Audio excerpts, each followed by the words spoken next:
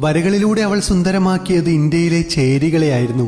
അർഹിച്ച ആ കരങ്ങളിൽ തന്നെയാണ് ഇന്ന് ലോക ഗവൺമെന്റ് സമ്മിറ്റിൽ $1 മില്യൺ, ഏകദേശം 9 കോടി രൂപയിലധികം വില വരുന്ന ക്യാഷ് പ്രൈസോടുകൂടിയുള്ള ഗ്ലോബൽ ടീച്ചർ അവാർഡ് ദുബായിയുടെ രാജകുമാരൻ ഷെയ്ഖ് ഹംദാൻ നൽകിയത്. ഇത് റൂബിൾ നാഗിയുടെ കഥ. ജമ്മുകാശ്മീരിലെ ഒരു സാധാരണ കുടുംബത്തിൽ ജനിച്ച പെൺകുട്ടിയായിരുന്നു റൂബിൾ നാഗി. ചെറുപ്പം മുതൽ തന്നെ നിറങ്ങളും ചിത്രങ്ങളും തന്നെയായിരുന്നു അവളുടെ കൂട്ട്.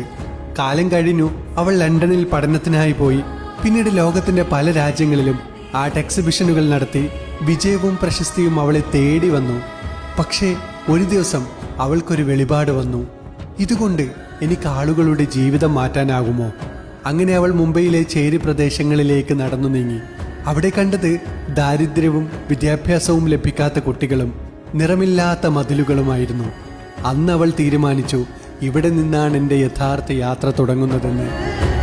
ആദ്യമായി അവൾ ജീർണിച്ചതും പഴയതുമായ മതിലുകളെ നിറങ്ങളാൽ പെയിന്റ് ചെയ്തു. പഠനം ഉപേക്ഷിച്ച കുട്ടികൾ വീണ്ടും പുസ്തകങ്ങളിലേക്ക് തിരിച്ചു. വർഷങ്ങൾക്കിപ്പുറം അവളുടെ പ്രവർത്തനം ലോകമെമ്പാടും ശ്രദ്ധിക്കപ്പെട്ടു. ലക്ഷക്കണക്കിന് കുട്ടികൾക്ക് പ്രചോദനമായി മാറി അവൾക്ക് അന്താരാഷ്ട്ര പുരസ്കാരങ്ങളും വലിയ അംഗീകാരങ്ങളും ലഭിച്ചു. ഇപ്പോഴിതേ 1,00,000-ലധികം എൻട്രി കിട്ടിയ ഈ അവാർഡിൽ വിന്നറായി അഭിമാനമായി റൂബിൾ നാഗി. പ്രശസ്തിയിൽ ആറാടി വിദേശത്ത് ജീവിതം ആസ്വദിക്കാവുന്ന സാഹചര്യം ഉണ്ടായിട്ടും ഇന്ത്യയുടെ തെരുവിലേക്കിറങ്ങി കുട്ടികളെയും ചേരികളെയും നിറം പിടിപ്പിച്ച റൂബിൾ നാഗി നിങ്ങളൊരു റോൾ മോഡലാണ്. അഭിനന്ദനങ്ങൾ, ദി റിയൽ ഇൻഫ്ലുവൻസർ.